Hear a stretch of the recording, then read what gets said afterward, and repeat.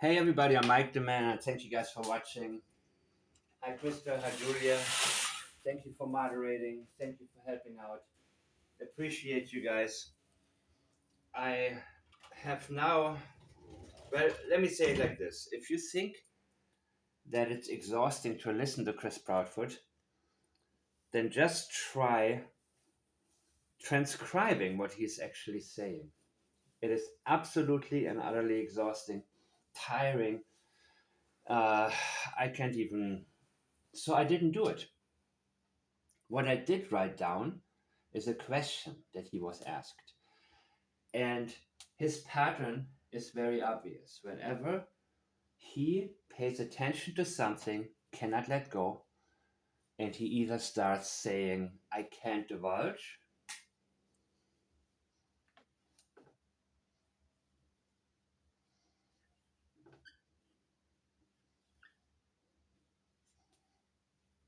or he yells.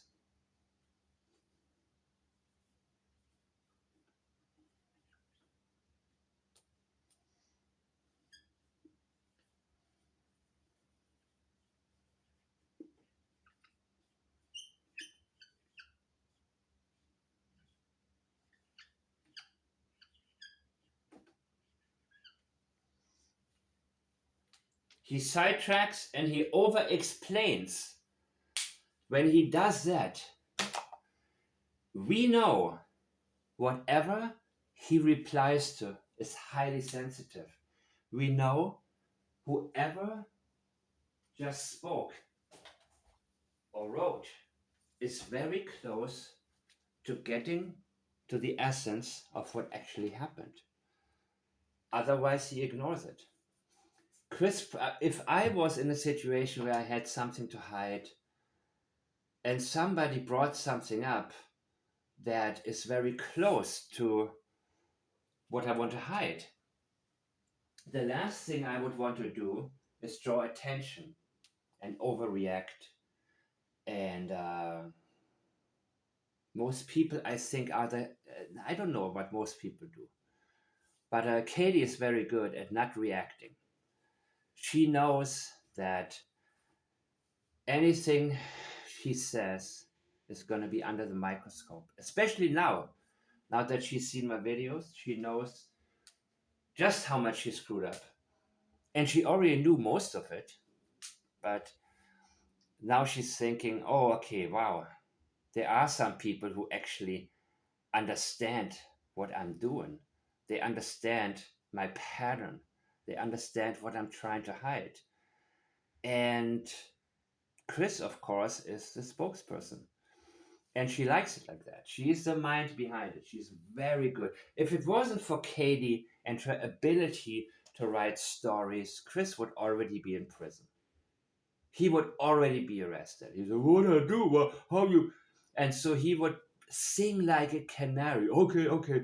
Well, it was her idea, or she did. You know what I mean? He would be the first person, like the dumb guy that the cops will get and like, hey, listen.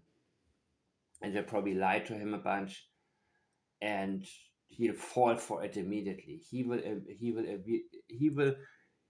reveal everything. He likes to talk, and he doesn't like to be the bad guy. He always talks about people know who we are, which is enough, but people don't really know who we are. What he's telling you is that he thinks we would like him if we met him, if we hung out with him, despite of what he did.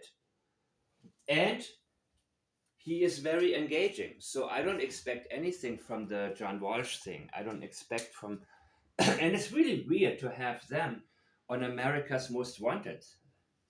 Since when are the Most Wanted actually being interviewed rather than them saying, okay, this guy did it and his wife did it, and we are looking for them. They're on the run.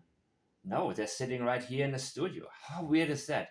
Oh, by the way, allegedly, only allegedly, everybody's innocent until proven guilty. And everything I'm stating is my opinion. And it's only my opinion. Thank you guys.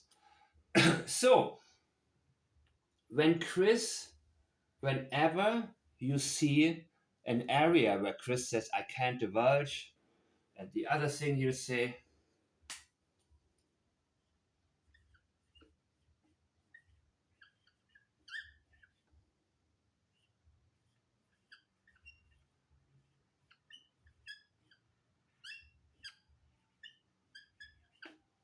God, I'm going through a lot of markers here. Uh, crystal clear. Let me make this crystal clear. Oh, you know, or he talks about respect. And it's so weird. What kind of, when people who talk about respect all the time,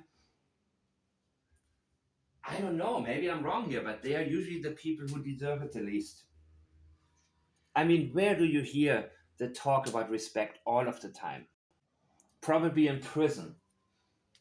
You hear it in gangs. Where there's illegal activities, there's respect.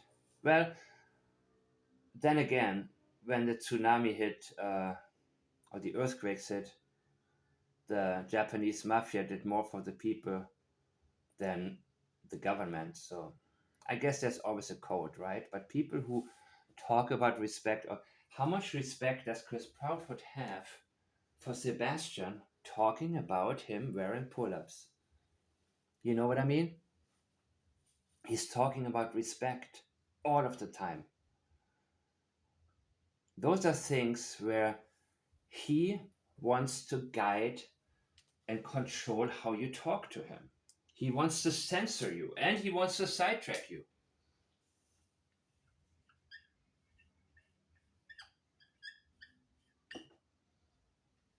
And he says, I'm very respectful. Chris, no, you're not. But you were taught you had to be maybe at home. But when he says to you he's not pervy, and that's how he pronounces it, pervy.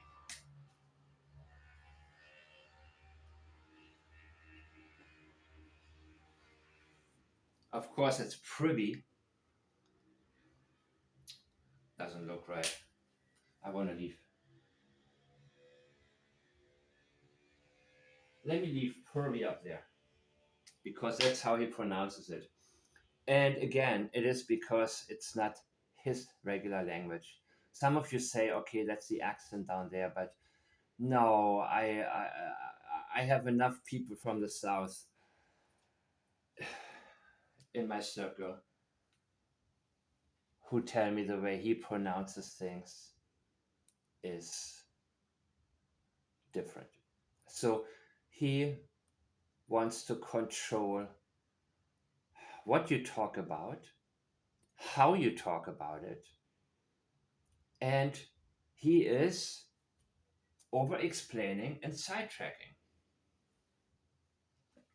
The one thing I remember the first time I had a Twitter conversation with their PI, it was already a year ago. And there was Seth had just fired, I think, who was it? Heather Chloe. I don't, yeah, Heather Cohen, right? By the way, terrible job when she called the alleged boss, Jeff, of Seth. Horrible job. And immediately, what is she trained in? Probably nothing. I mean, the moment you see statement analysis will now become second nature to you guys through my classes, because the moment when she asked, can you tell me when did Chris actually clock in on Monday, on the 26th, and the alleged boss, maybe he's a co-worker of Chris who has been coached and exactly says what Chris has talked to him about for hours. And I know Chris is a talker who probably over-explains for an hour what happened and what he wants him to think happened and what he wants him to say happened. I don't know, allegedly.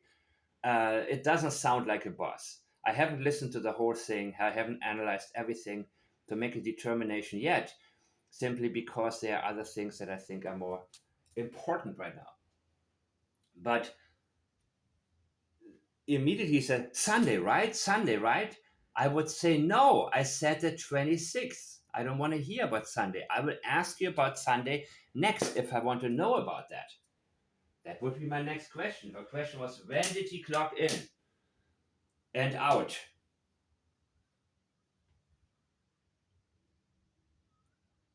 And he said, Sunday, right? Yeah. Well, I went to a bar at 8 p.m. and I came back at 11:30 and I saw Chris there. So he was there all night and started work at 5:15. So for them to say he went down there and murdered somebody and buried that MF, right? That's what he said. That's how he referred to Sebastian, the missing child. So you can only imagine how Chris in private talks about Sebastian. But wasn't there also the claim that his boss or didn't know about him having a wife, or maybe he had somebody that I don't know. I don't know. You see, there are these stories. Again, this is not for me. This is not something that is that important to me. If he had another woman or what, but yeah, it's possible that nobody knew because he maybe had somebody else. You know what I mean? And of course, that's not that's not the essence here. That's not the important thing about the investigation. Cheating is not a crime. Getting rid of a human body is. So that's what I want to focus on. Of course, a private life is also often indicative of, we want to understand a pattern. We want to understand somebody's strengths and weaknesses and everything. What makes them tick? What are their temptations? How, we do want to understand it. That's criminal profiling. And it's also very important for us to determine later in an investigation what actually took place and what the motive may be. Because the motive doesn't depend on you or me to relate to it. Once we establish a pattern, we can see a clear motive and see, okay, this guy's already been to prison for that and this. And you may say, why would he do that? Why would somebody, abuse a child, for example? But you know what? When you recognize the pattern, then you realize there are motives that come to light that you may have not been able to think about previously. So it's very important to always be open minded. I just now asked on Twitter, and I like that quite a few people are starting to vote on it. Which case is the most obvious?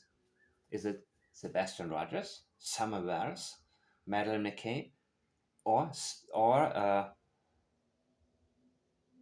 John Benet Ramsey?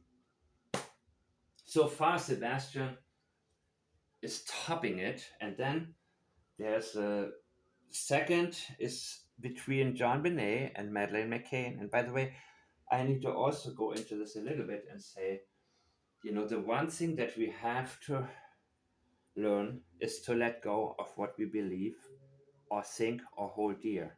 And I remember when, for example, I've read the analyses by Peter Hyatt of statements made by Michael Jackson and Woody Allen. And my first reaction was like, oh my gosh, no, wait. Let me. But you know what?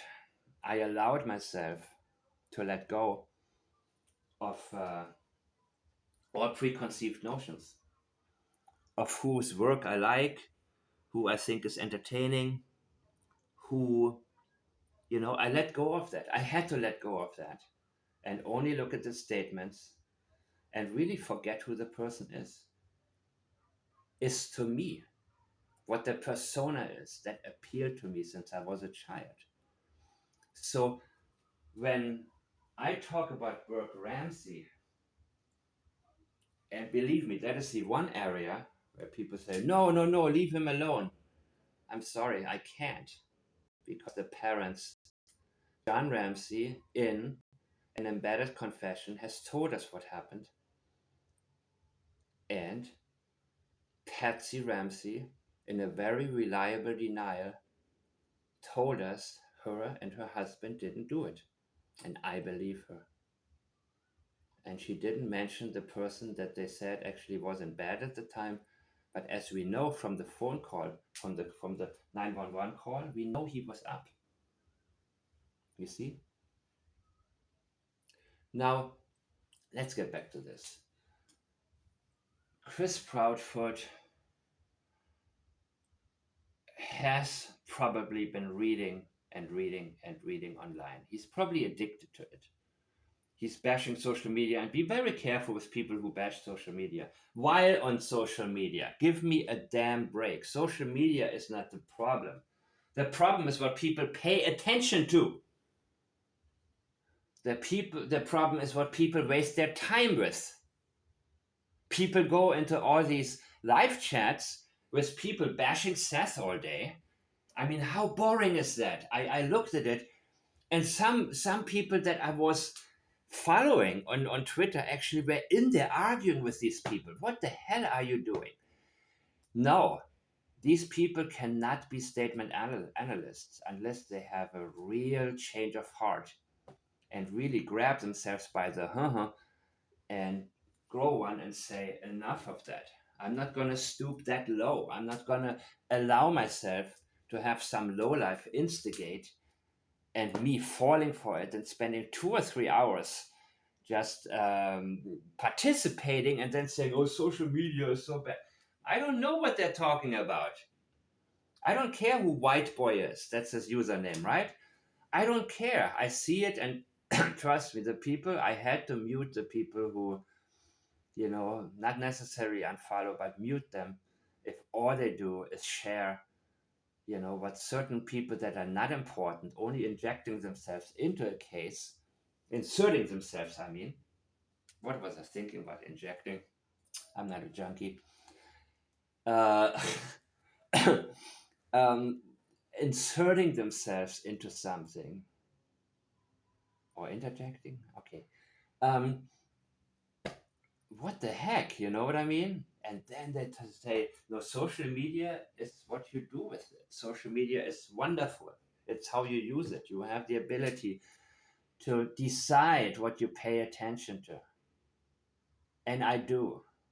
And now I only see people who I didn't even know exist. Because where I live, my group of friends, I don't have people that are interested in the same things to a degree, but not like that. So that's the most wonderful thing I realized ever since getting on the internet decades ago.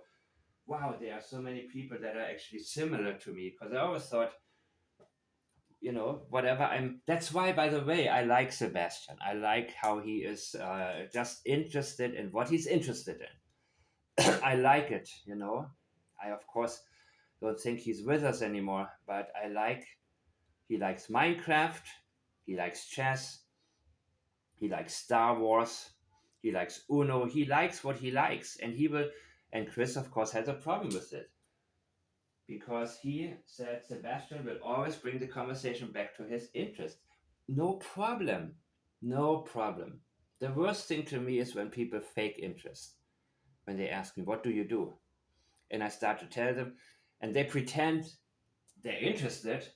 And then I realize they get sidetracked. And I'm like, why am I wasting my time talking to you? You know what I mean?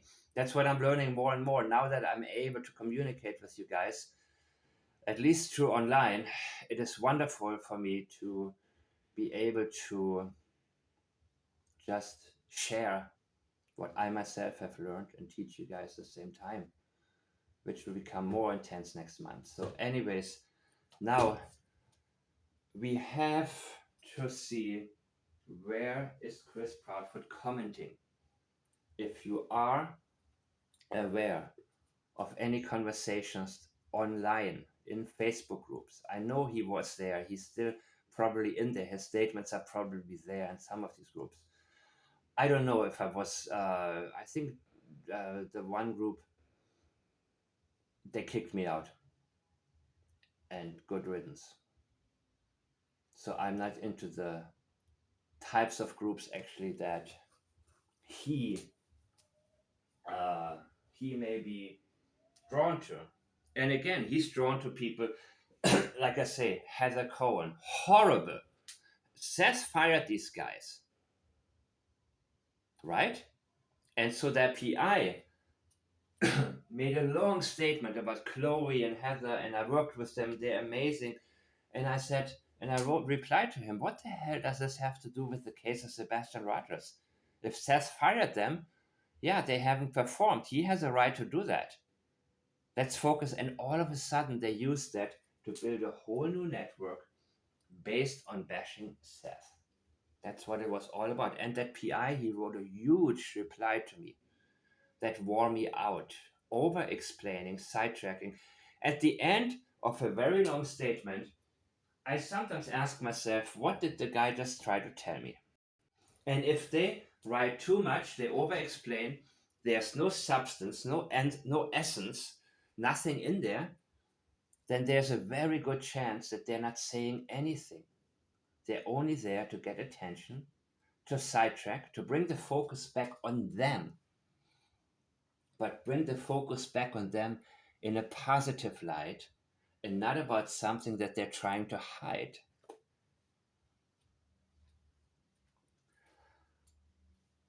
These are certain patterns people develop, and everybody has a different pattern. And many people have the pattern, if they did something and you get close to what they have done, they can tell you're on the right track and you're getting one more step and you're going to know what happened.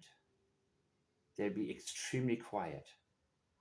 They will probably sidetrack. They will probably bring up something interesting they had in the back of their mind, and they figure out, okay, now is the time to bring this up. But why would you draw attention to you or to an area that is highly sensitive, where Chris is that simple minded? What you say? You know what I mean? That's how he is. And his mother seems to be very similar. So if you look at these Facebook groups and look at some conversations, look at what Chris replied to. Every single time he says, I can't divulge, I'm not privy to this. Guess what? All of these posts that he replies to, or comments or questions that he answers to, are all connected. They're all highly sensitive. They align with the analysis of his statements. All of these areas are important. So if you come across anything that Chris has replied to by saying he's not privy, he can't divulge, or well, he's yelling, of course, when it's an interview, then he would be yelling, or he's sidetracking over explaining as a reply, and he uses the words like crystal clear, and talks about respect, and so on and so on. Tell me what he's replying to. Simply cut and paste that particular statement or question or comment from somebody who triggered the guy. That's what I'm interested in. The most important part about statement analysis is the ability to zoom in on what is essential. If I fill the whole board with one statement, it'll take analysts 5 hours to go through it. There is so much. So we don't want to waste our time in statement analysis with 4-page statements. We want to get to the part where we know instinctively, intuitively, there's something here. I don't know yet what it is, but let's examine this one. So feel free to bring to my attention, as somebody has just done on Twitter, anything. And what this person has shared with me is the response. But like I said, if you think Chris Proudfoot is exhausting to listen to, try having to transcribe the gibberish. Sure, there's something in there, but try. And I said to myself today, I'm not going to do it. because the most important thing about this is what he replied to. Why did this trigger him? So one person commented on Facebook, I think, and said the house behind theirs is for sale. It may be vacant. They wouldn't have to worry about anyone there hearing them as they go past their yard to go to the construction site. Amen. Amen.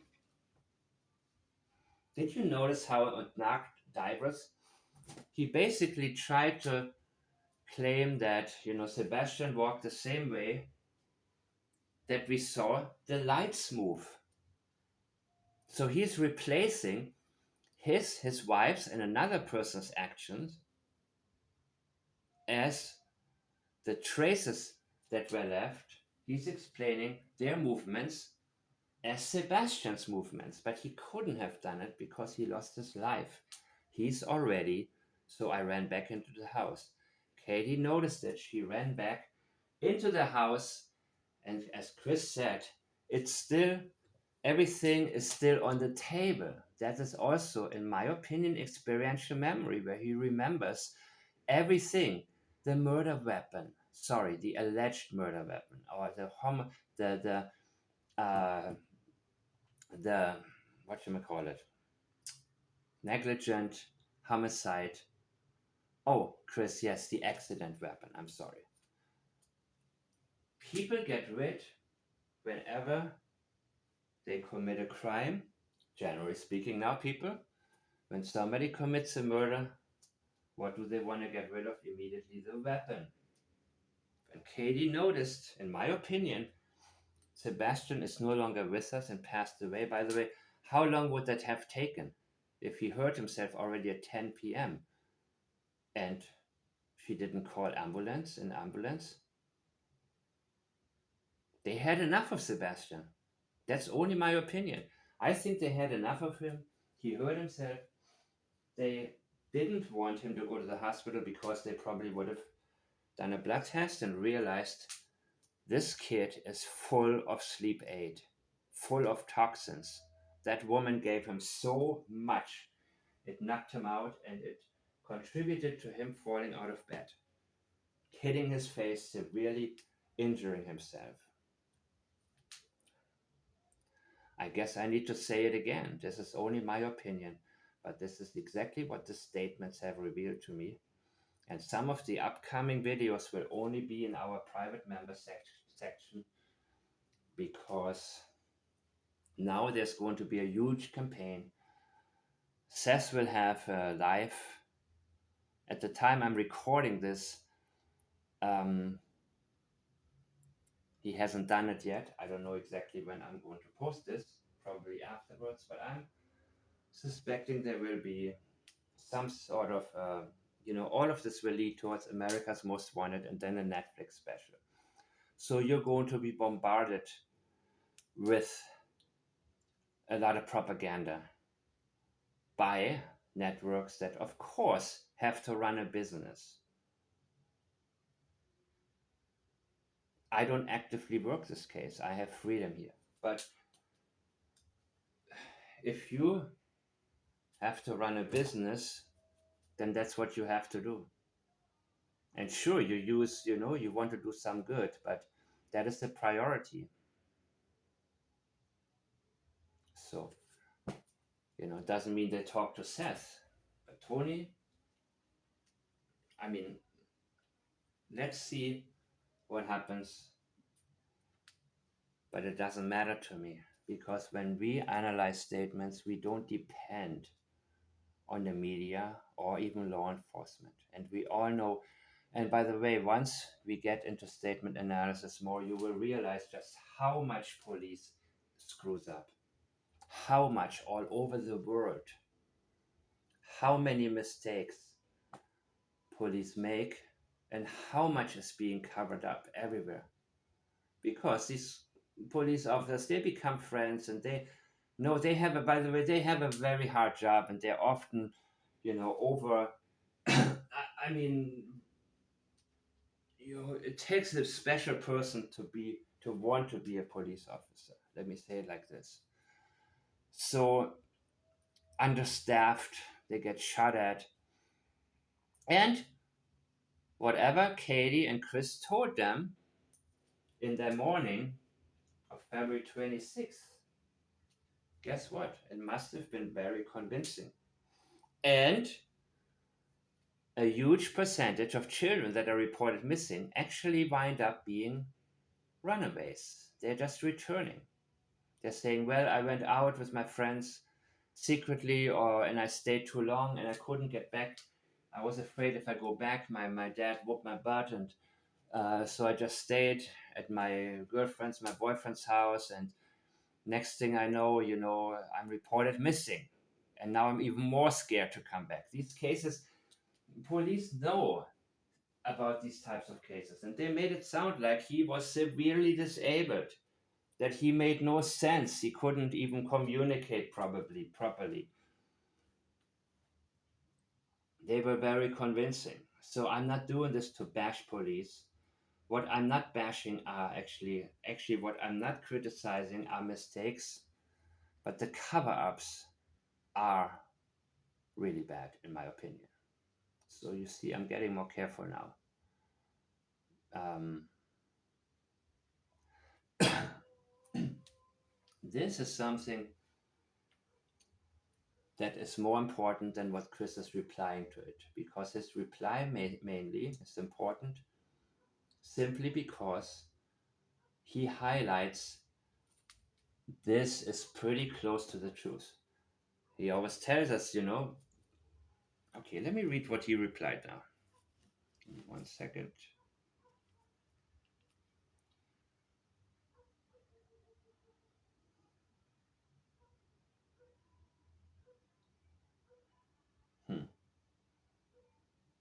Always happens.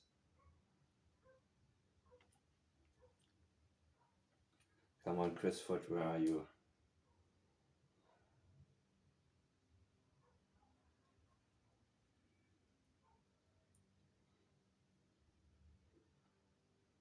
So, again, the original post says the house behind theirs is for sale. It may be vacant. They wouldn't have to worry about anyone there hearing them as they go past their yard to go to the construction site.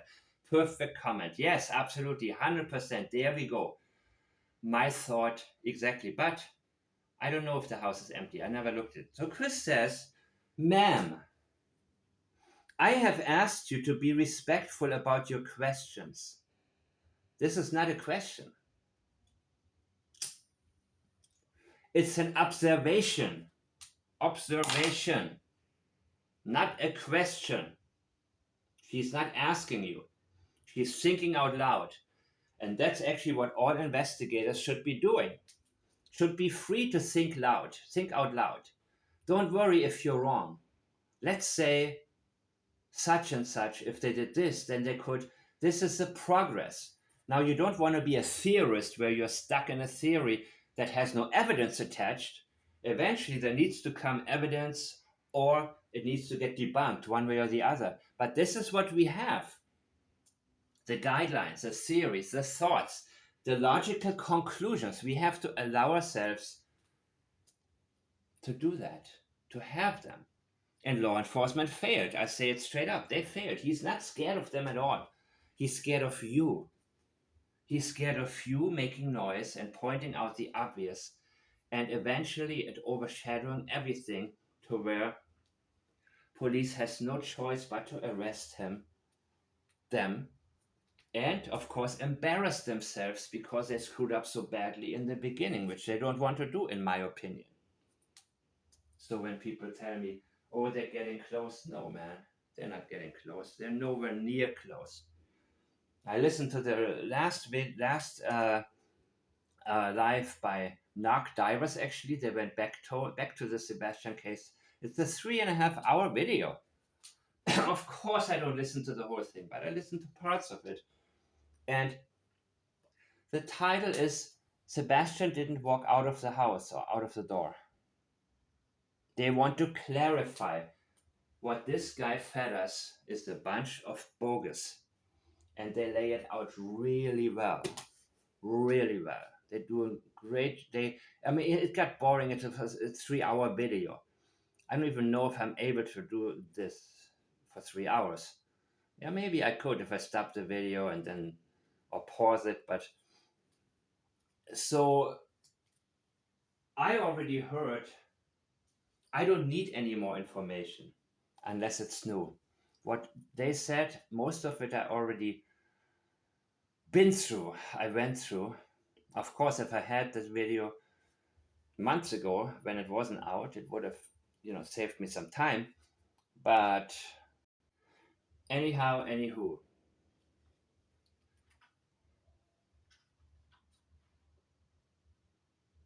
oh, sorry, now I'm getting sidetracked here.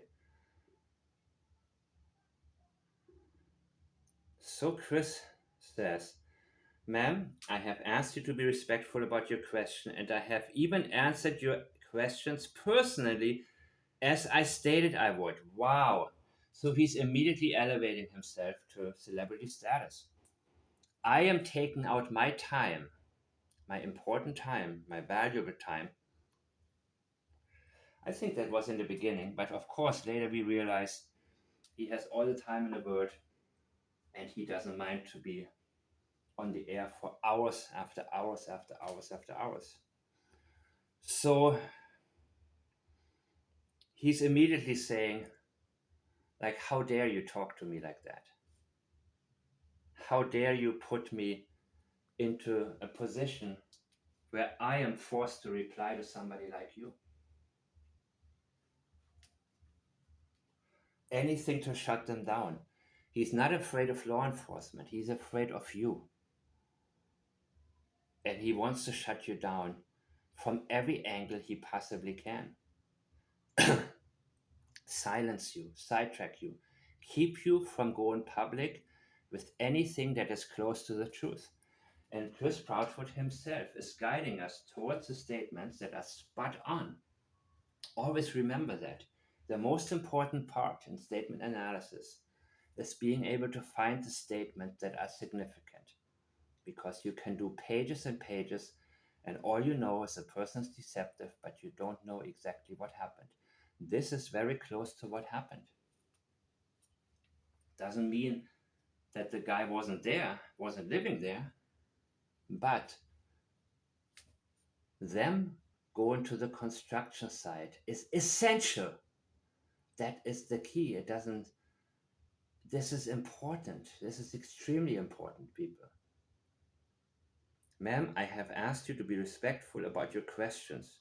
Ma'am, I asked you to be respectful about your questions. I even answered you question personally, as I stated I would. So let's be crystal clear. He says that. Let's be crystal clear about something. Crystal clear again. So, now comes the truth, right?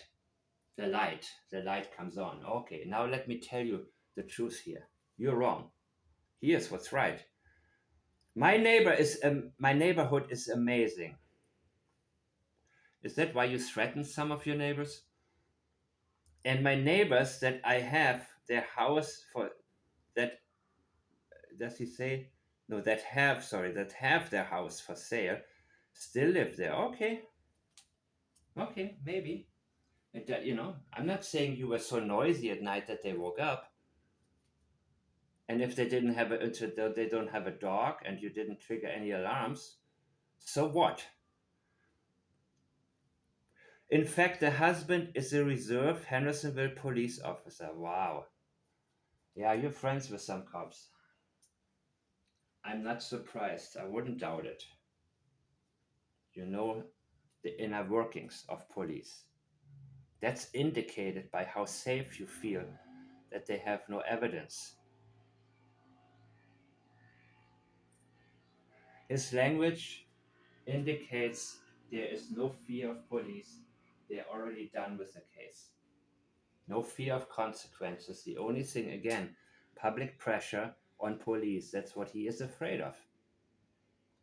If people stop arguing about the PI or people inserting themselves into the case, they will focus on the facts.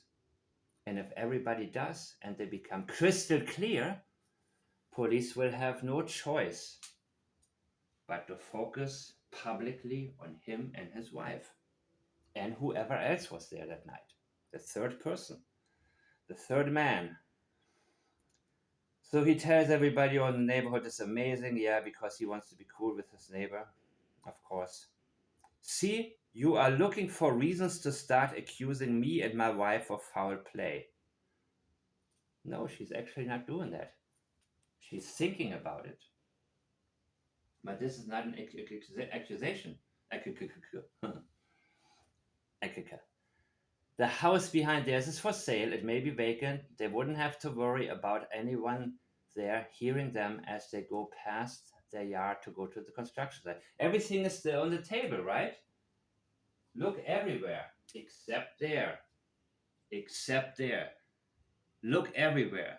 Sidetracking. Waste your time. He always tells people, call the police. Just ask me questions, but I'm not going to answer them.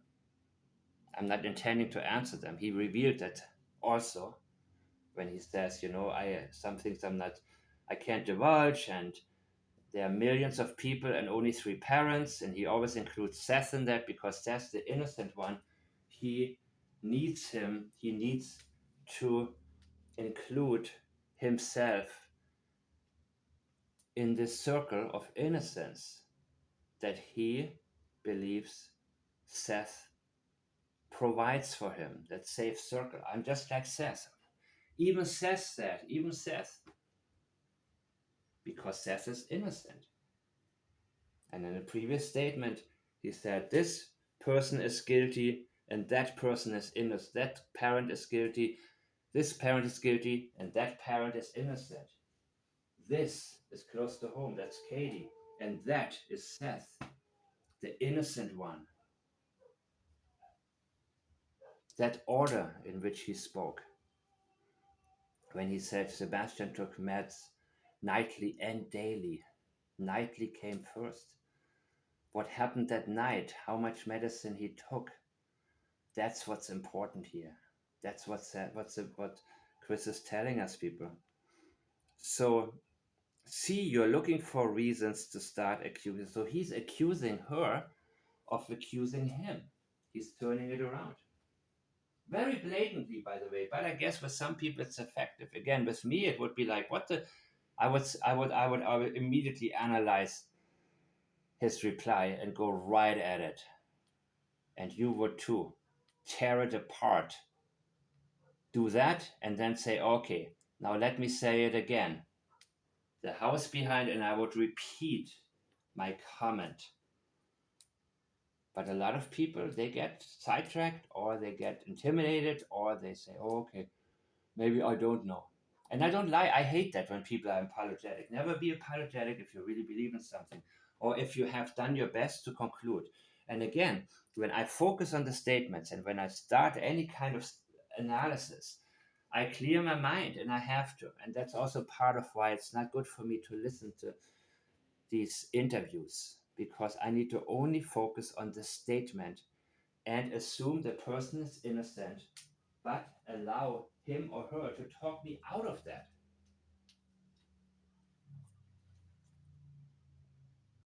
It doesn't matter if it's Michael Jackson, Woody Allen, or Burke Ramsey. It doesn't matter. I assume they're innocent, but I don't hold on to it. I don't say, he wouldn't do that. Why would he do that? Why would this be? No. Now I've learned so much more that in Burke's case, you see, now the assumptions we cannot hold on to. Assume they're innocent, but allow the language to guide us, no matter what the truth turns out to be, no matter how little sense it would make from our own angle, from our own logic, because it's our experiences are limited in life. You see, police officers, they're different. They've seen everything. They assume, they will ask you, they pull you over for speeding and they say, do you have a gun in that car? Because they're used to being shot at. And you may think like, what the hell? Do I look like I have it? Do I look like I'm going to work? I'm living an ordinary, boring life. Like, what the hell would I do with, But you see, the past experiences are limited oftentimes, and then they can shift into different boxes that are more extreme, that we cannot relate to. And that can happen to police officers. But statement analysis is unlimited because they will tell us exactly what they did, why they did it, how they did it, how long they've been thinking about it. So, ma'am, I blah blah blah. Okay, so he says, see, you are looking for reasons to start accusing me and my wife of this is preemptive. Because the next logical conclusion from that lady or somebody else would be, let's look at the lights. Let's look at that video again. Where were they walking? He wants to interrupt that train of thought. He's afraid now more and more people, because you know what? You cannot unknow the truth. Once you get to the essence and you uncover something and it makes sense, and even if you try to debunk it, it makes even more sense, because the more you look into it, the more you realize just how accurate it is. You cannot unknow. So sidetracking people early on into discussions, what they have later done about SaaS and all this nonsense, if people had from the beginning been shown the my analysis or what makes the most sense without any sidetracking. That's why he called in the knocked divers while they were searching, because he wanted to keep them from concluding what happened, where these three people went that night when they got Sebastian out of the house. And that was another embedded confession. If you want to say somebody came in my house and took Sebastian, just say that. No, you said it. You embedded it already. Somebody came and got Sebastian out of that house, his house. You see? We're getting close. Anything that you see Chris Proudfoot replying to, do me the favor. If you are in one of these groups where he posted, look for his statements. Look for what he replied to. And especially if these are the patterns used in answering, we got something here. Bring it to my attention, share it in the comment section, and I will get to it. You see, this is just a pretty short statement here that I put up. And it's no big deal. So he says, yeah, see, you are looking for reasons to start accusing me and my wife of foul play. This is very important. That's what he is worried about, because this is what's going to happen next. This is very powerful. See, when he says, see, no, I'm not accusing you. See what? It's like saying, If you don't see it, you must be blind. No, I don't see it. I'm sorry. I don't see an accusation here. So the same when somebody says, they're telling us, if you don't, you're an idiot. See precedes it. You have to see it. If you don't see it, you're blind. Same like, you are looking for reasons to start accusing me and my wife of foul play. So it's also always important if you say, my wife and I, my wife and me, or us, in terms of unity. He has a problem with himself being accused of foul play. He is his own best friend. Katie was willing to let go of her child for him. He would not do the same for her. In Chris's case, it's me. Of course, now they're kind of stuck together. and they will stick it out. Now there, but how dare you accuse me? And also, it was Katie that was there alone with Sebastian. Chris came hours later. She is the one responsible. Even the PI statements reveal the same thing. They indicate the same thing, that one person is responsible, but two deserve to go to prison, and he wants to keep them out of prison. They tell us exactly what happened and what is. Foul play, also capital. Foul play is what is on his mind. It's what he's worried about, what he could be convicted for. So, people, I'll keep it up there because this is the most important, a very important part. If you want to know about the house so much, then please feel free to come knock on their door and ask them some questions. Are you kidding me? Always this stupid sidetracking and time wasting. Go call the police. Go ask me anything. Go waste your time to send me an email rather than going online and posting it for other people to see. Because as I have said before, social media is wonderful if you connect with the right people, if it helps you get answers. Of course, the foot only talks about it in a negative manner, even though he's always on. Imagine how much he has replied, and imagine how much he has already appeared on different lives, how much he actually listens to and reads.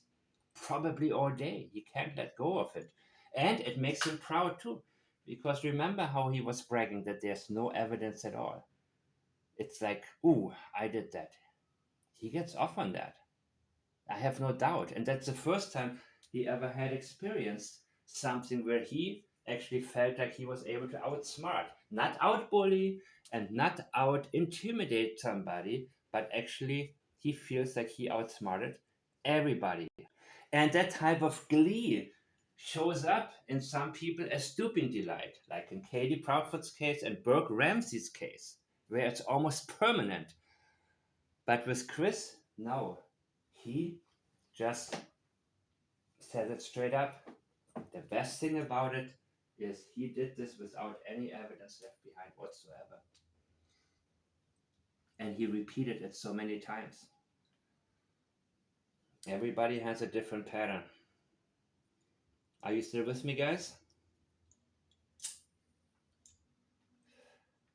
I love the chat conversations, by the way. A lot of interesting things have come to light to me. Things I've overlooked. And I need that in order to be able to cross check all the time anything that's factual. Because it's a lonely existence to do statement analysis. No, not really. I'm very outgoing. And I'm very faceted, by the way, because again, intuition, the rules of statement analysis combined with your intuition and allowing it, letting you know things that you always suspected in your life about certain people. When analysis confirms it, that's powerful because our intuition, I believe, is always correct if it's not tainted.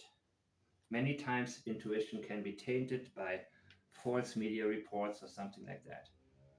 But we know essentially where to look. And this is our God-given or nature, or our nature-given, it's our nature to be able to do that, to go straight to it and say, wait. And then when somebody wants to sidetrack you, don't ever fall for it. You'll be surprised when you get emails how quickly you can analyze and detect the intention somebody has and where they try to deceive you, what the real goal of an email to you actually is. It helps a lot in business, in hiring, in whom you network with. It's very powerful, people. Statement analysis is extremely powerful. So subscribe to my channel when it's ready, please. And there we go much deeper into it with examples that I have you guys do on your own. You will learn, and then we will compare together, and then I will come in and with everybody's help as a team, we will analyze some very important statements that I'm preparing right now. See, you are looking for, okay, if you want to know, yeah, go waste your time. Waste your time emailing me, dead end. Go to the house. Yeah, go to the house of the neighbor. Let me knock on there, ask him questions. Say, what? Get the hell out of here. Get off my property. Dead end. Call police. Oh, by the way, they have so much to do, they cannot return every call. The knock divers, they said 3 of them, it's a liar's number, right? But I think that's what he said. 3 of them and other people. I don't know if he said 3 actually. If you listen to it, feel free to correct me. They called police with important questions, and they are the narc divers who were involved in the case, people. They volunteered to search for Sebastian. They are not just Joe Schmo, like he would say, like Chris Foot would say, Joe Schmo from next door. Those are people who actually actively who have some inside information, and police will not return their calls. They said at the time of us making this video, it's been 2 weeks, and they have not returned our call. How can this be? And they said, we never experienced anything like that because we are involved in so many different cases. And police will immediately say, they will at least say, call and say, you know what, sorry, we're very busy with something, but please, we'll get to you tomorrow. Thank you so much. Or when you email them, they will say, thank you for nothing. They want this to go away, people. Don't be mistaken. Even if you think, okay, 1 year mark, oftentimes after the 1 year mark, that's when cases get solved. Not here. This case is very different than most. And that's what Chris is actually accurate about. Of course, we solve it. To us, it's now extremely obvious what happened. But police, their hands are tied. They're unable to move forward. They're unable to get the search warrants. They probably don't want to. They don't want to be embarrassed. Cops hate that. They hate to be on a stand and be torn up. The first responders, especially, what they overlooked. Oh, all his shoes are there. No, Seth had to point that out, right? The cops, did they even ask? What else did they overlook? They overlooked everything. Everything important. If you want to know more, okay, yeah, knock on his house. Yeah, rather than me doing statement analysis, I'm going to fly now to Hendersonville, knock on the door just to go back and waste a couple of days. I have been respectful to you, but I am not everyone else. You may be surprised about how other folks feel about us and the response you may receive. Wait a minute. I have been respectful to you. Not really. When you say, see, that's accusatory. They're not accusatory. They're thinking out loud, and they happen to get very close to what happened without being accusatory. It can be perceived as such, but that's why we're online. That's why we network, to find solutions together. And he's interrupting that. See what you did, see what you did. Remember when you were a kid? And that least qualified teacher would use that to make their jobs easier. You may be, but I am not everyone else. Yes, I'm special. I'm not everyone else. You don't know me. You don't truly know me. He has a history of being able to sweet talk people. probably especially women, even when he is wrong. People who judge him by his actions, as people should be judged, often are able, especially abusers, are especially able to sweet talk. And he has he's doing what worked for him in the past. Meaning, even if he did something, he say, "Oh, come on in. Oh, let's talk about it. You want some coffee? You want a, we want, yeah." Have them get to know him because he has experienced that people like him, even if he did something wrong. He probably from an early age has learned that he has a certain way with people that calms them down and makes them forget what the real issue was. So, who cares what happened to Sebastian, right? This is a good dude. That's pretty much what he wants. And so now, with America's Most Wanted, he's going to sweet talk John Walsh. He's going to sweet talk him. They're going to have a Netflix special, allegedly, in my opinion. You'll see. I can't divulge. Sorry. I hint. And that's why he's telling you. They assume they know us, but they don't truly know us.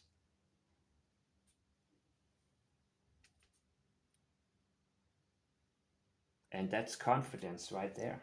He has that confidence. And that's based on uh, past success in sweet talking people, getting them on his side. He knows how to do that. Of course, here, it's not so easy for him because a child is missing. He would probably tell you how horrible it was for him to live with Sebastian. And by the way, yes, great comment that he said if we had more money, Sebastian would still be here. Yeah, if they had more money, they would have put him into this expensive care facility. They wanted to get rid of him 100%. Or hire somebody to a caretaker or something like that. Right? Didn't he say that? I don't know the exact quote, but it was something like, if we had more dollars, Sebastian would still be here. I have no doubt. I have no doubt you would have paid for it to get him out of there, and then it would have not had to come to this, right? In your opinion, Chris? It had to come. You had no other option. That's what he's telling us. That's why he's telling how rambunctious he can be. That's why he's bashing a missing child and the father. He's bashing a missing child. When they're bashing a missing child, they're telling you exactly the reason the child is not there right now. They tell you the exact reason the child is missing from their angle. He's missing because he's rambunctious, he gets overstimulated, he gets in your face, he doesn't know your space, he is known for crapping on himself, all of this stuff. He is always, unable to communicate properly or socialize properly. All of that, all of these things. He's telling you exactly why Sebastian had to go. And if I had more money, sorry, it wouldn't have come to this, but we can't afford to pay that much money for a care facility. So he's making excuses. He's actually thinking that what happened had to happen, that it was the right thing to do for him. Because you see, in his case, it's always me. And he did capitalize me in the reply. I saw it. Me is capital. My wife, yeah, I care about her, but that's secondary. Me is number one. I'm annoyed with that boy. I don't want him around. It's my space he's invading from his angle. So, here, people, you may be surprised about how other folks feel about us. Yes, and the responses you may receive. I am asking you kindly to stop injecting your insinuating thoughts about me and my wife. And he capitalizes both letters again, me, M-E, capital, both of them. And my wife, by the way, he did capitalize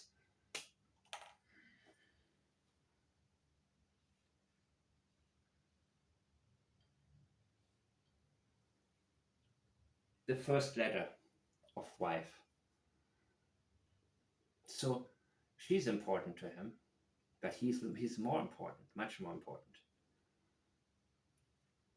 That's important what you capitalize, and foul play is capitalized too, because that's what he doesn't want you to get close to discovering the foul play.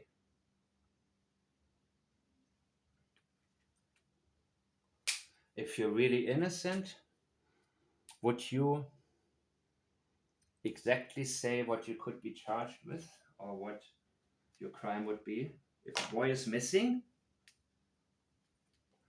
you'd say, I don't know where he is. I had nothing to do with that. I have no idea where my son is. I don't know. I have no clue. Why are you asking me? Go look for my boy. You're not going to be that worried about foul play unless foul play is something that you're afraid of getting uncovered and exposed. It's capital, people.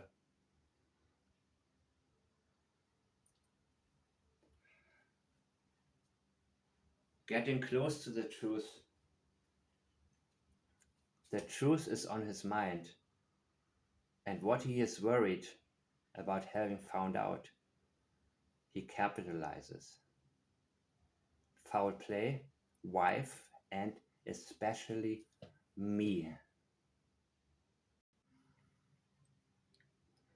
You may be surprised about how other folks feel about us and the response you may receive. Yes, he's telling you you would probably like him if you were around him, if he shows you his best side. And forget about Sebastian. Forget about looking at the obvious. Do you know people like that? When they say, oh, wait a minute, okay, let's talk about this. And they're feeding you a bunch of crap, so you give in. There are many people like that. He's one of them. I mean, he always managed to have women who were more successful than him, right? He always made it, he was always able to sort of find his way into, a lifestyle that was more than he could have done by himself. He has a way of sweet talking, and he relies on it. And it pains him that he cannot exercise what he believes his strength is. So he's telling people, if you only knew me, I would be able to sweet talk you to death until you say, I don't really care about this boy. I don't know. I didn't know him to begin with, but Chris is such a nice dude, man. Right? You see what I'm getting at here? There's a reason for everything, people. I am asking you kindly to stop injecting your insinuating thoughts. That's an accusation right there. You're insinuating. Your thoughts, your insinuating thoughts. Don't think. Stop thinking out loud. And yes, they are real thoughts. He's got that right. These are thoughts. These are not rumors. She's not making up rumors. These are not wild speculations. These are real thoughts. He is validating what she is saying, actually.